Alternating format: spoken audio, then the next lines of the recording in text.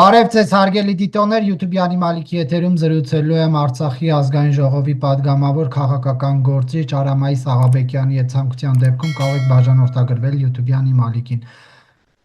Բարև ձեզ, պարոն Աղաբեկյան։ Բարև ձեզ։ Պարոն Աղաբեկյան, Ալեն Սիմոնյանը Հայաստանի ազգային ժողովի նախագահը մեկ գրառում է կատարել իր սոցիալական էջերից մեկում տեղադրել է մի տեսանյութ, որտեղ արցախցի քաղաքացին հարցազրույց է տալիս եւ կից գրել շատ հայեցի արտակինով ու բեխերով Ղարաբաղցի ծերուկը պնդում է, թե ես ծնվել եմ Ադրբեջանի տարածքում Աղդամի վայնկոմատի հետևի 3-րդ տանը, սա կարծում է, թե նման մարդու մասին սայով դիմելով, սա կարծում է, թե նման բաներ տարածելով, վիրավորելով ատելություն կսերմանի իմ հանդեպ կամ ինչ-որ կարծիք կձևավորի, դուք ինչպես եք, եւ հետո Ալեն Սիմոնյանը պնդում է կամ կարծում է, որ այս քաղաքացին գումարի դիմաց է այս իր մասին տեղեկությունը տարածել, արդյոք Ալեն Սիմոնյանի հայտարարության մեջ կա արցախցիներին թիրախավորող շեշտադրում, թե նա պարզապես մի դեպքի է անդրադարձել։ Ինքը իրական բավական հետաքրքիր մանիպուլատիվ այդպես գործիք է կիրառում, իբր թե մեկ մարդու է թիրախավորում, բայց դա այդ մեկտեղ ինչքան ես գիտեմ, այդտեղ նաև մի հատ հետաքրքիր տող է նաև ավելացնում, որ այնինչ արեցիք Արցախում հայաստանցիները թույլ չեն տա, որպեսզի նույնը իրականացնեք Հայաստանում, այսպեսի նաև մի ինչ-որ ավելացում է իրականացնում, այսօր ես իրենց լրատվականներում այդպիսի վերնագրեր տեսա, որ նման վերնագրերով Ալեն Սիմոնյանի երջանիկ դեմքով այդպիսի նկարներ է տարածվում, այն որ ատելության խոսք հստակ իշխանությունների կողմից տարածվում է, դա ոնց որ քննարկման ենթակա չէ, իրենց ողջ տեղեկատվական ռեսուրսներն այդ գործի վրա են, եթե Ալեն Սիմոնյանը փորձում է մի քիչ հիշում եք, երբ որ խոսում էր կռվեիք դուրս չգայիք, հետո խմբագրեց իր խոսքը, փորձեց էլի բերել անհատների վրա տեղավորել, բայց օրինակ Արսեն Թորոսյանը այդ առումով որևէ այդպես սահմանափակումներ չունի, ինքը հստակ կոնկրետ ինչ մտածում է, ասում է, հստակ կոնկրետ արշավ կա, նույնիսկ այսօր ես հրապարակում եմ արել, որ միայն արցախցիներին չի վերաբերում, օրինակ նույն խոսնակ լրատվականը, որ լրիվ իշխանական թեզեր է գեներացնում, ինչ է թե Գյումրիում ընտրություններում իրենք պարտվել են, արդեն գյումրեցիները թիրախավորում են, այնտեղ կոնկրետ ես նշել եմ մի քանի հանգամանք տվյալներ, կոնկրետ լրագրողի դեմք, որը այնտեղ աշխատում է, դիմել եմ իրավապահ մարմիններին, որպեսզի ատելության խոսքով զբաղվեն, պլանավորում եմ նաև, քանի որ գիտեմ, որ շատ հնարավոր ավելի այսպեսի պատասխան ստանամ, որ դե մենք ամբողջ համացանցը մոնիտորինգ չէինք անելու, դուք ուղիղ հանցագործության մասին հայց կներկայացնեք, պլանավորում եմ նաև հանցագործության մասին հայց ներկայացնել, այո, հստակ կոնկրետ եւ Ալեն Սիմոնյանը եւ իշխանական մնացած падգամավորները հստակ խնդիր են դրել, որպեսզի արցախցիներին թիրախավորեն, ներազգային ատելություն տարածեն եւ այդ միջոցով իրենց կեղտոտ գործերը կարողանան միջև վերջ առաջ տանել։ Բայց ինչ է նշանակում այնինչ արեցին Արցախում, Հայաստանում չի ստացվելու, հայ ժողովուրդը թույլ չի տալու, նկատի ունեն իշխանափոխությունը եւ հետագա պետության լուծարումը ձեզ։ Չգիտեմ, դա իրենից պետք է հարցնել, ինքը այնքան այդպես ընդհանրական է ասում, որպեսզի վաղը մյուս օր որ օրինակ ձեզ նման մի լրագրող մոտենա, ասի ինչ եք նկատի ունեցալ ասելով, ասի դե ես արցախցիներին նկատի չունեի, նկատի ունեի ես ինչին իրենց հարած գործողություններում, այնպես չի, որ արցախցիները իրենց ռազմաքաղաքական ղեկավարության ներկայացուցիչներից չեն տուժել։ Այո, սովորական արցախցիները նույնպես տուժել են եւ սա փաստ է, որևէ մեկը չի կարող հերքել, օրինակ իմ համար էլ գոյություն ունի այդ հարցը եւ այդ պահանջը, այդ առիթով հնարավորություն ունեցել եմ արտահայտվելու, հիմա լրիվ գործերը ձեռքին են, քննչական կոմիտեն դուք եք, ամբողջ փաստաթղթերը տեղափոխված են, փորձում եք այդպես սլակ տեղափոխել, որ արցախցի հանցագործները, թալանչիները, այս մեկը մյուսը, թալանչիներ են, հանցագործներ են, քննչական կոմիտեն ձեռն է, իշխանությունը ձեռն է, ողջ փաստաթղթաշրջանառությունը ձեռն է, ինչու այսօր որևէ մեկը չկա ձերբակալված,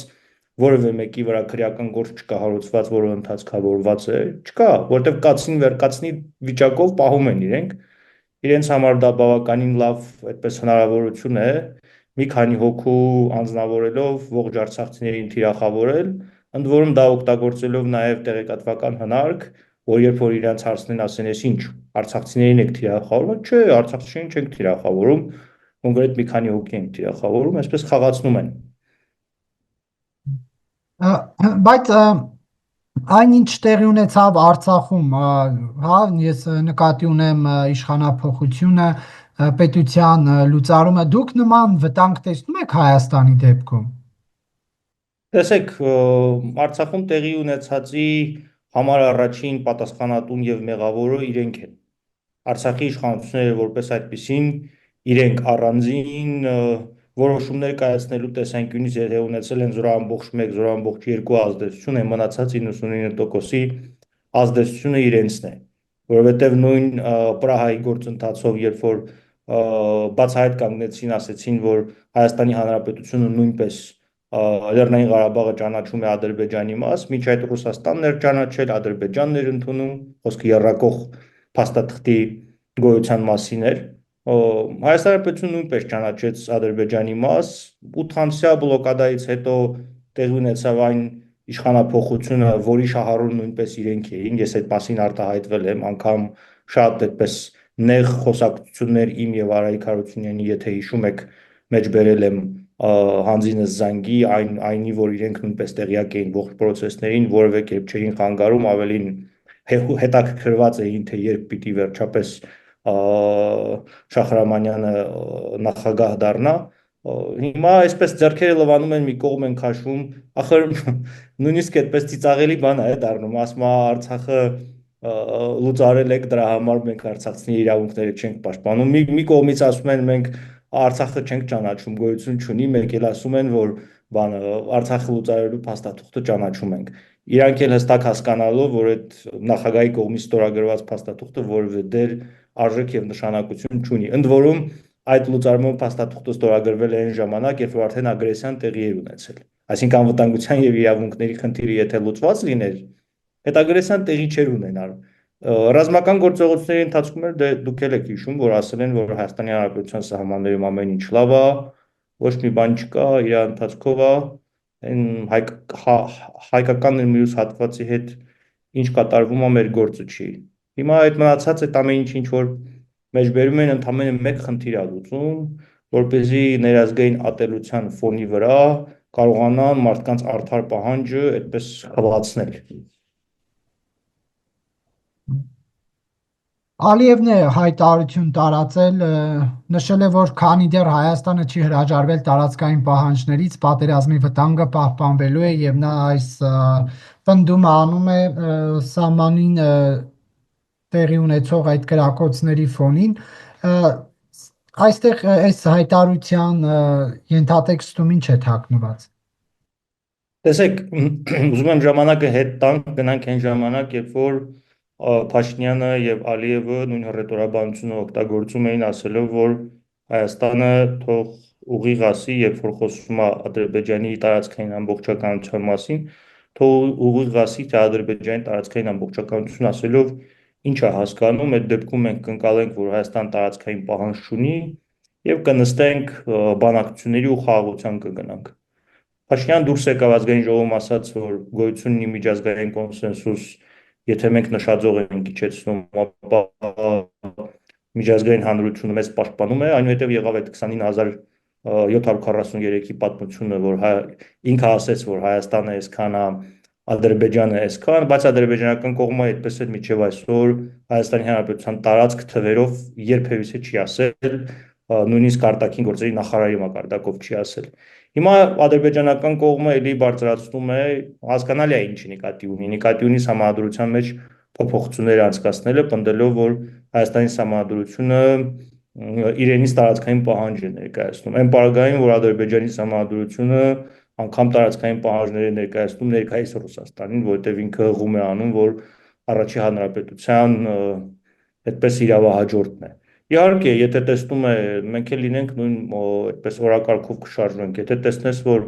դու ինչ որ որոշակի գործառույթներ ես իրականացնում, որոշակի պահանջներ ես դնում, այդ պահանջների ֆոնին քո դիմացինը ամեն անգամ քո պահանջները իրականացնում է, կօգտագործես այդ գործիքը եւ ամեն անգամ պատերազմի վտանգը մատը թափ կտաս, կասես, որ եթե սա չանես, պատերազմի եմ գնալու, առավել եւս, որ ներհայաստանյան տիրույթում այսօր Ադրբեջանի համար լավագույն այդպես լավագույն դասավորվածությունն է, այսինքն պետական համակարգը ամբողջովին խաղաղության քարոզի տակ է պահում հասարակությանը, չկա պատերազմի պատրաստվելու, պատերազմական սցենարի դեպքում գործելու ինքնակազմակերպման որոշակի մոդել եւ հոգեբանություն, եթե միջազգային հարմար պահ լինի, օգտագործելով ցանկացած այդպես իրավիճակ, ադրբեջանական կողմը մի 5 օր, 10 օր իրար հետևից կհայտարարի, որ Հայաստանը ինչպես որ հիմա անում է, Հայաստանը խախտում է սահմանը, Հայաստանը խախտում է սահմանը, Հայաստանը խախտում է սահմանը եւ փորձի ռազմական ճանապարհով ինչ որ կարճաժամկետ, միջնաժամկետ կամ գուցե նաեւ երկարաժամկետ հարց լուծել։ Հիմա նույնը հենց ադրբեջանական կողմը անում է։ Այս լրիվ պրիմիտիվ լեզվով ասած, երբ որ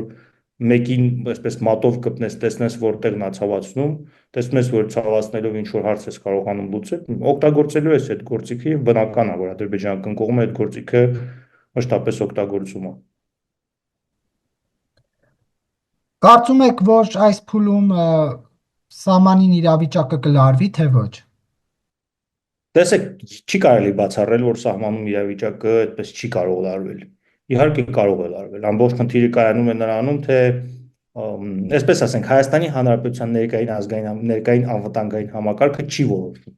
սահմանում իրավիճակը լարվելու է, թե ոչ։ Սա ամենավատ բանն է, որը մենք ստիպված ենք ֆիքսել։ Հայաստանի Հանրապետության սահմանում իրավիճակի լարումը որոշում է արտաքին քաղաքական գործոնները։ Այսինքն, եթե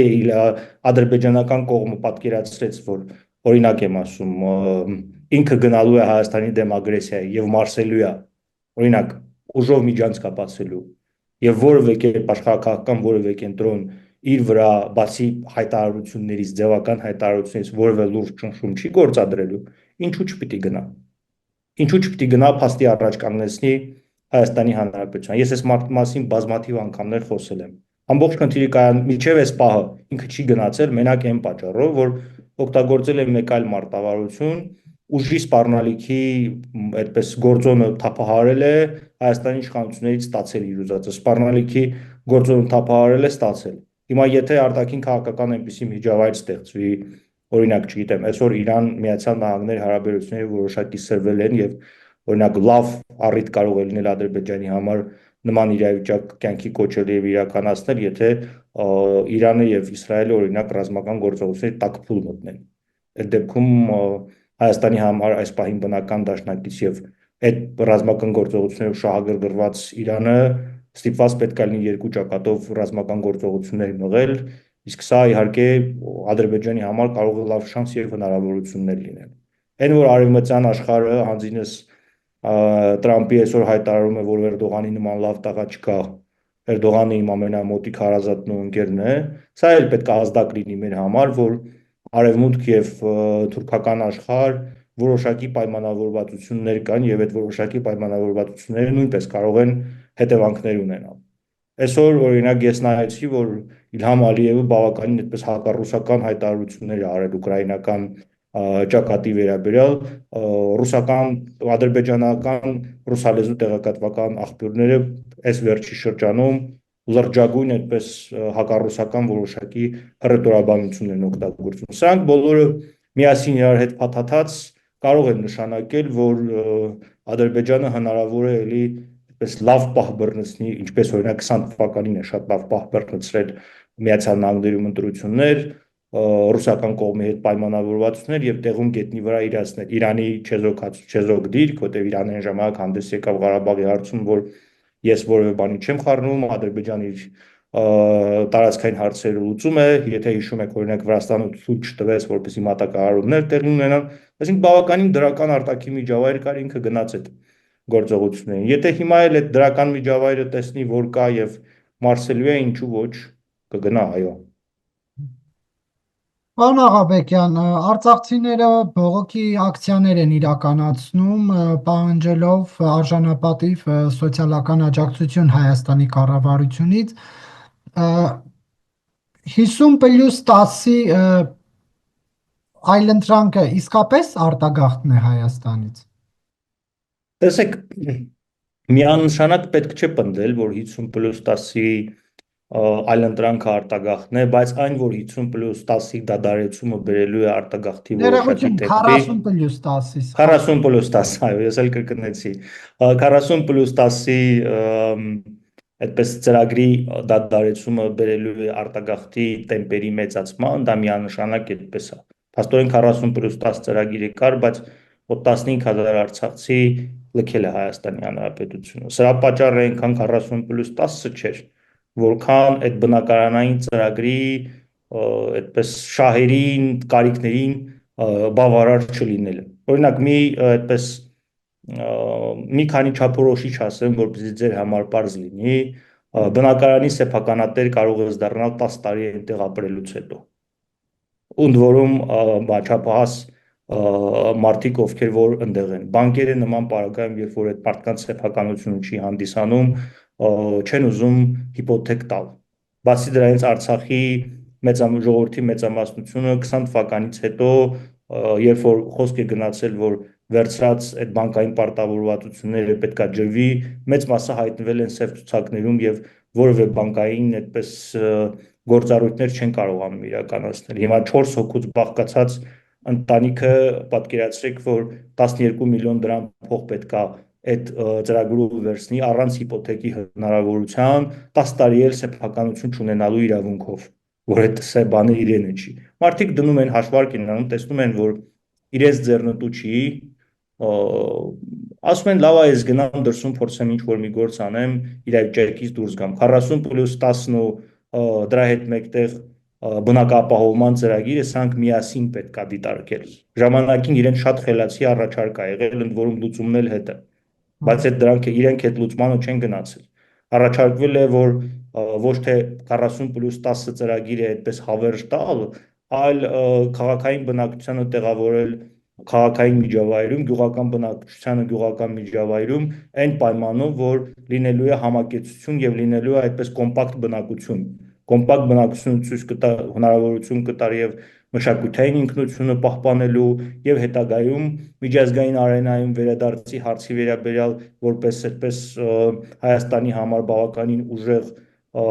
գործոն եւ գործիք օգտագործելու բացի դրանից որպես դրա այդ ֆինանսական միջոցների գյուղական համայնքներում էլ բնակությունը պետք է լիներ տնտեսություն կլաստերային տնտեսություն ստեղծելու հիմքով որտեղից գումարները շատ հանգիստ կարելի էր ձեռք բերել Արցախի Լեռնային Ղարաբաղից բռնի տեղահանվածների վերաբերյալ միջազգային ֆորումի միջոցով նախադեպը կա Սիրիայում դա կատարվել է, Ուկրաինայում դա կատարվել է, դա այդպես տուժված մարդկանց համար աշխարհում եք հավաքվում են եւ ֆինանսական միջոցներ են գեներացնում։ Ընդ որում այն առաջարկը ինչ որ ներկայացվել է Արցախի ներողություն Հայաստանի Հանրապետության իշխանությունը ինքը չէր ենթադրում, որ ամբողջովին այդ գումարները պետք է անվերադարձ տրվեն։ Ինքը ենթադրում էր 50%-ի մարում ժողովրդի կողմից, որոնք որ ֆինանսական միջոցներ էին գեներացնելու եւ ընդամենը 50%-ի ուղիղ աջակցություն։ Բայց այս մարդիկ հրաժարվեցին պնդում անելով, պատասխանելով, որ գիտեք ինչ, մենք այդ տերը ձեզ սերտիֆիկատները տալիս ենք, ուզում եք գնացեք կլաստերով ապրեք, ուզում եք գնացեք ոնց ուզում եք ապրեք, այսինքն տպավորությունն է, որ պետություն չի էլի հասարակական կազմակերպություն է, միջոցառում է անում, ուզում ես մասնակցի, ուզում ես մի մասնակցի սկզբունքով։ Արդեն իշխանության կողմից կան մեկնաբանություններ, որ սա ոչ թե ավելի շատ սոցիալական խնդիրներին ուղղված գործողություն է, այլ իշխանափոխության վարչապետի աշխատակազմի ղեկավարի տեղակալ Տարոն Չախոյանը, որը առաջամարտիկներից է արցախցիներին թիրախավորելու գործում, նման գրառում է կատարել, բայց հանուն արդարության էլ նա այդ վրանից մի հարցազրույցի հղում է տեղադրել, որտեղ նշում են, որ եղանակները տաքանան, ժողովրդին ոտքի ենք անելու, հեռացնելու ենք իշխանությանը եւ Արցախն ազատագրելու ենք։ Սա դուք ինչպես եք մեկնաբանում, պարոն Աղաբեկյան, արդյոք երբ որ քաղաքական ուժերը գալիս են այդ տեղ, որտեղ սոցիալական խնդիրների համար են մարդիկ հավաքվել, նման քաղաքական հայտարարություններ են անում, արդյոք չեն վնասում շարժման իրական նպատակներին։ Տեսեք, հայտարարությունը չի արվել շարժման ներկայացուցիչների կողմից, արվել է ինչքան որ ես գիտեմ Ալբերտ Բազարյանի կողմից է այդպիսի հայտարարություն արվել։ Ի սկզբանե այդ շարժման մեջ որևէ քաղաքական անձ ներգրավված չի եղել, ավելին ես հիշում եմ, երբ որ հարց է գնացել բեմից խոսելու պարտադիր պայման է դրվել, որ բոլոր ապակաղակական կերպարներ խոսեն, որևէ մեկը քաղաքական դեմք չլինի։ Իրավիճակը հասել է, որ կազմակերպիչները որոշում են կայացրել քաղաքական ուժերի հետ կոնսուլտացիաներ իրականացնելու։ Տրամաբանական է, որ տարբեր քաղաքական ուժեր գալիս են։ Մեկը կարող է ասել, որ վաղը մյուս օր թուրը թվանքս կապում եմ, գնում եմ Արցախ ազատագրեմ, մեկ մյուսը կարող է ինչ ասես ասել։ Այսինքն, եթե այս խոսքերը հնչեին անմիջական ակցիայի կազմակերպիչների կողմից, ես կհասկանայի իրենց։ Բացի դրանից առաջին փուլում մարդիկ ընդամենը սոցիալական եւ այդպես միջազգային արցախցիների իրավունքներին վերաբերող քաղաքական պահանջներ են դրել։ Բարի լինեին նորմալ խղճին պատասխաններ տային, այնպես անեին, որպեսզի մարդիկ իրենց արտար բողոքը տեղ հասցներ պատասխաններ ունենային, այսպիսի սցենարի առաջ չկանգնեին։ Հիմա ամեն քաղաքական ուժ իր այսօրվա դարը ժամանակ է այնքան լավ է, որ կարա իր համակարգի չմիացնի, ինչ էշություն ասես դուրս տա։ Հիմա դրանից ելնելով այդ բանից, որ ամեն մարդ կարող է ինչ որ կարծիք արտահայտել, դրանից ելնելով մարդիկ վախենան իրենց արդար պահանջները ներկայացնելու, թե վաղը մյուս օր կարող է վրանում ինչ որ քաղաքական ուժի ներկայացուցիչ գա եւ ինչ որ հայտարարություններ անի, որոնք որ տվյալ դեպքում Հայաստանի Հանրապետության համար ընդունելի են կամ ընդունելի չեն, սա մեջբերել եւ սա կապել արցախցիների հետ, էլի մանիպուլյացիա է։ Ես պարոն Բազյանին շատ եմ հարգում, շատ եմ սիրում, բայց չգիտեմ, դա իր անձնական կարծիքն է, ինքը կարող է իր անձնական կարծիքի վերաբերյալ նույնը արտահայտել եւ վրանում եւ վրանից դուրս։ Դրանից մարդկանց պահանջների բովանդակությունը չի փոխվում։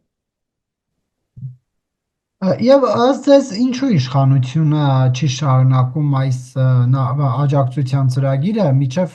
խնդրի լուծումը։ Իսկապես արցախցիների համար հայաստանյան աշխատաշուկան արդեն ունի հետաքրքրություններ եւ կարելի է աշխատանքով ապրել։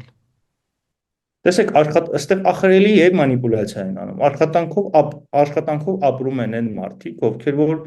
բնակարանի խնդիր չունեն։ Աշխատավարձ մարդը չի ստանում նրա համար, որ ինքը այդ աշխատավարձը վերցնի եւ բնակարանի համար վճարի։ Մարդիկ եկել են ուրիշ տեղից, նոր տեղում հարմարվելու են, եւ որ թվեր են բերում, ասում են 25000 աշխատող կա, այդ 25000 աշխատողներից 15000-ը 150,000 դրամից պակաս աշխատավարձ է ստանում։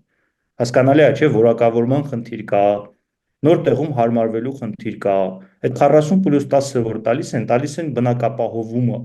իրացնելու համար։ Այդ մարդիկ այդ փողը չեն վերցնում իրենց համար ծախսում։ Այդ մարդիկ այդ փողը վերցնում են, տալիս են տանտերերին։ Իրենց աշխատավարձով արդեն նոր իրենց նիստուկաց են ապահովում։ Հիմա արցախցիները մեղք չունեն, որ Հայաստանի Հանրապետությունը Երևանակենտրոն է։ Արցախցիները մեղք չունեն, որ աշխատանք գտնելու համար ստիպված են ինքն հաշվի առնելով այն հանգամանքը, որ նոր են տեղափոխվել եւ հարմարվելը շատ դժվար է, ստիպված են մեծ շուկայում աշխատանք գտնել, որտեղ մեծ շուկայում աշխատանք գտնելը մի քանի անգամ ավելի հեշտ է, քան թե փոքր սահմանափակ այնպիսի միջավայրում, որտեղ որ նույնիսկ տեղացիներն են, օրինակ ես գիտեմ, որ Հրազդանում ապրող, Աբովյանում ապրող, անգամ ավելի հեռու ապրող գյուղերում մարդիկ առավոտյան տրանսպորտային միջոց են նստում, գալիս հասնում են Երևան աշխատանքի եւ նորից հետ են գնում։ Այսինքն կա այս խնդիրը ամբողջ Հայաստանի Հանրապետության այնպես չի որ արցախցիները եկել են առաջացել է։ Դրա համար հենց այդ ազգային անվտանգության խնդիրը լուծելու համար է իրենց առաջարկվել, որ եկեք գյուղական համայնքի ժողովրդին կլաստերներով ապահովենք, որպեսզի մարդը տեղում բիզնես ունենա։ Քաղաքային բնակչությունն էլ տեղում այդ բիզնեսից ստեղծած ապրանքից արտադրանք ստանա եւ դառնա մեկ շղթա, որը որ մի քանի խնդիր միանգամից կլուծվեր, չէ, իրենք չեն ուզում։ Իրենք նույնիսկ 13-14 տուն կառուցելու համար է իրենց մեծ ժամանակ պետք, չգիտեմ, շատ դժվար է իրականում այս իշխանության ոչ պրոֆեսիոնալիզմի մի հարցում են լավ։ Այդ որ ասում եք Տարոն Չախոյանը, մի հարցում իրենք շատ լավ են, երբ որ հարցը առաջանում է այսպես տեղեկատվական մանիպուլյացիաներ անելու, այո, իրենց նմանը չկա, բայց որպես մենեջերներ, որպես մարդիկ, որոնք որ խնդիրներ են կարգավորվում, այդ առումով հաշվեք, որ շատ վատ վիճակում է։ Ինչ վերաբերում է քաղաքական հարցին, մեկը ես օրինակ մտածում եմ, որ գլոբալ Հայաստանի Հանրապետության խնդիրները ինչ որ սոցիալական հարցերում հետ կանգնելուց, չգիտեմ, զիջում անելով չի լուծվելու։ Այո, կոնկրետ ես մտածում եմ, որ Նիկոլ Փաշինյանի հեռացումը, եթե ուզում ենք Հայաստանի Հանրապետություն ունենանք, այլ ընտրանք չունի։ Բայց ես դա չեմ պատկերացնում արցախցիներով։ Դա ես պատկերացնում եմ մեր Հայաստանաբնակ քույր եղբայրների, այդ թվում նաև արցախյան մեր շրջանակների միասնությամբ, քաղաքական ինքնակազմակերպմամբ, այնպիսի մի միավորի ստեղծմամբ, որ կկարողանա նաև ծրագրային այլ ընտրանք առաջարկել, չասել, որ տեսեք, դե Նիկոլը գնում է դրանով բոլոր հարցերը լուծվում են։ Մենք բոլորս գիտենք, որ Նիկոլը Հայաստան հասցրել է այնպիսի իրավիճակի, որ իր գնալուց հետո իր թողած հետևանքներն այնքան մեծ են, որ իր գնալով որևէ հարց չի լուծվելու։ Այսինքն այս մոդելով պետքա մոտենալ։ Եթե նայենք, որ զուտ միայն արցախցիների ֆոնի վրա պետքա ինչ որ ներքաղաքական գործընթաց սկսվի, ոչ։ Նիկոլ Փաշինյանը դրանից շատ լավ օգտվելու է, ներկայացնելու է, որ տեսեք, այնա արցախցիները եկել են այստեղ իշխանափոխություն են ուզում անեն եւ հակառակ ներազգային ատելություն է քարոզելու։ Պարոն Աղաբեկյան, հիմա մարդկանց մոտ հարց կա, ասում են արցախցիները դուրս են եկել իրենց սոցիալական խնդիրների արդարացի բողոքն են, բողոքի ձայն են բարձրացնում։ Սրան զուգահեռ տեղեկություններ է շրջանառվում, որ Արցախի նախագահի ապարատը, խորհրդարանի ապարատը փորձում են ինչ-որ սահմանադրական փոփոխություններ անել, որպիսի գործնեության շարունակականությունը կարողանան ապավել, բայց ասում են իրենք ուր են, Սամվել Շահրամանյանն ուր է, ազգային ժողովի կազմը ուր է,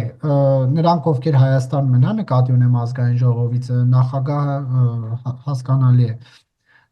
Ինչու իրենք չեն ներգրավում, ինչու իրենք այս խնդիրների լուծման ուղիներ չեն գտնում, արդյոք նրանց կողմից արվում է թեկուզ ներքին կարգով մի բան, որից հանրությունը տեղյակ չէ։ Տեսեք, ինչ վերաբերում է կոնկրետ Սամվել Շահրամանյանին, ես իր կոնկրետ իր քայլերից ոչ ցանկությունն եմ մեկնաբանելու, ոչ էլ կարծում եմ, որ նման լիազորությունն է մեկնաբանելու։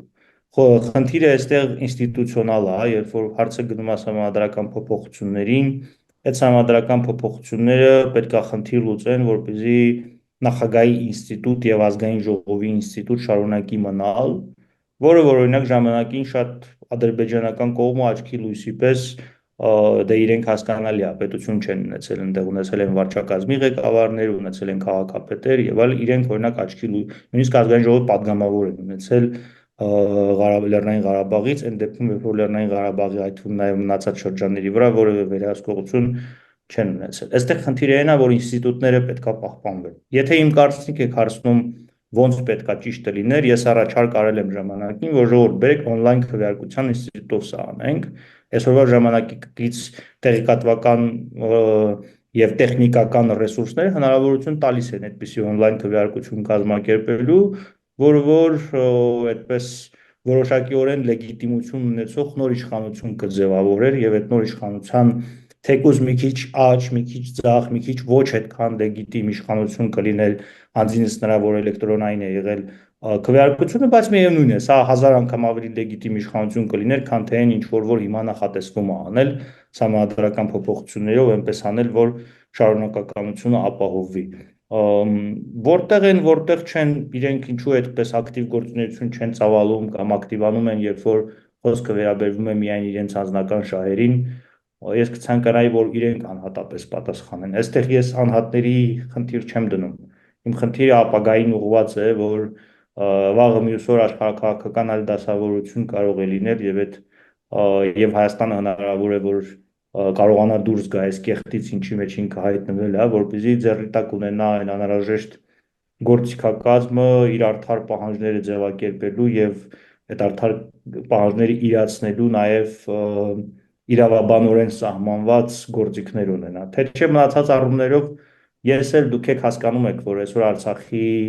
իշխանությունները որևէ լիազորություն չունեն, բացի այդպես ես իրեր երբ որ խոսում եմ, երկու լիազորություն կա, առաջի լիազորությունը դա իրավականն է, երկրորդը քաղաքական մակարդակում խոսելն է, որպեսզի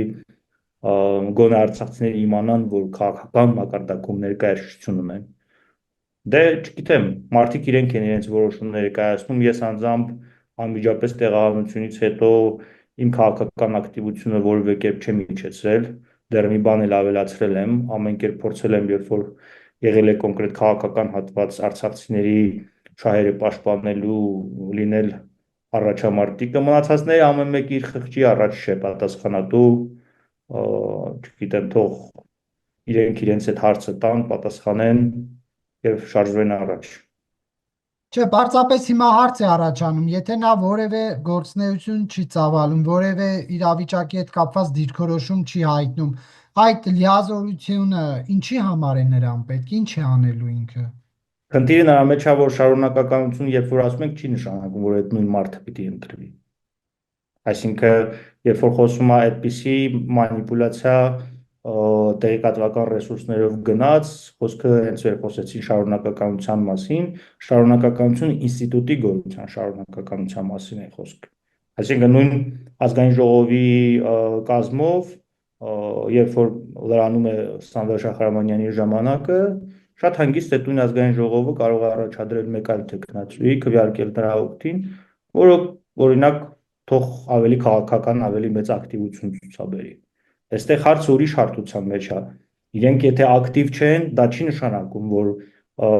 վաղվա համար այդ մարմինը պետք չի։ Այսինքն ինքը որպես ինստիտուտ, ինքը պետք է մնա։ Թող մի կողմ դրված լինի, չգիտեմ, շատ այդպես լիազորություններ չունեցող լինի, չնայած օրինակ